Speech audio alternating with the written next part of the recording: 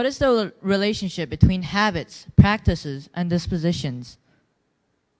How do habits affect our life? Why do we willfully and consciously engage in self-destructive habits while ignoring our better judgment? We become what we repeatedly do. As we all know, our lives are made up of all sorts of different habits. Most of the time, habits are formed unconsciously and carried out automatically. As we repeat the same small actions, certain neurons in our brains start firing together. The more they fire together, the more they wire together, as Donald O. Hebb has said. Repetition builds and strengthens neural pathways, creating a mental shortcut. Our brains evolved this kind of autopilot so that we can focus on various other things. Some habits help us grow. They allow us to develop different skills. Most importantly, they shape who we are. But do all habits have a good impact on our life? First, I would like you to know that some habits can make us feel secure, since they are small actions that help us relieve stress.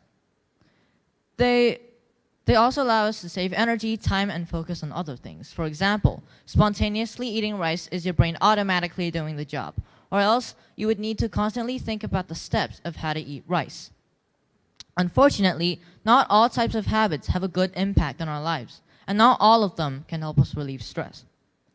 When I was young, my parents bought me an iPad. The first thing I did was download games from App Store. So every single day, I kept playing games repeatedly, 4 hours a day. The games were so addictive that when my family and friends were talking to me, or when I was eating dinner with them, I would continue playing my games and ignore them. After a while, my parents were noticing my habit loop, consisting of a cue, a behavior, and a reward. They tried to tell me that if I spontaneously play games, I will eventually form an addiction, leading to a bad habit. This would affect my mental health on a great scale. But I didn't listen. I got angry at my parents and told them that they were wrong. Soon, I noticed that I wasn't socializing, and I had a challenging time controlling my temper. So I tried setting alarms and timers, asking my parents to limit my time of gaming, but none worked. Not only did this not get rid of my addiction, this also strengthened my addiction. This eventually formed a habit.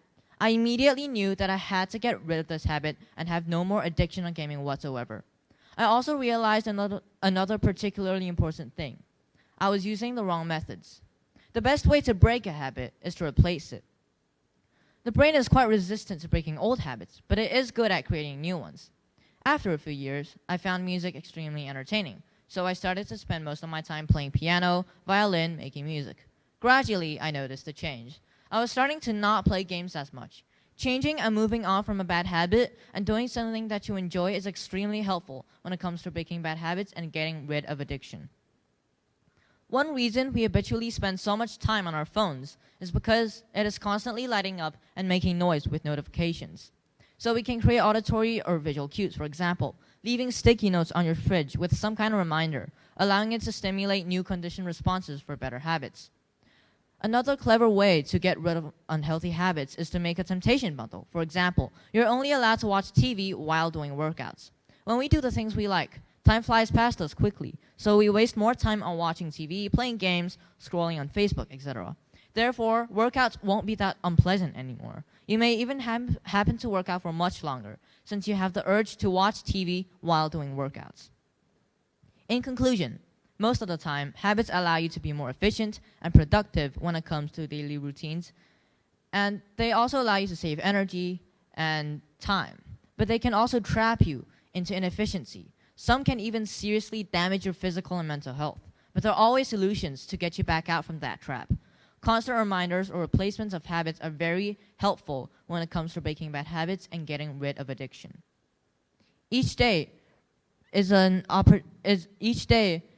opportunity to craft your best life. Each day brings a chance to choose your greatness. The price of greatness is responsibility.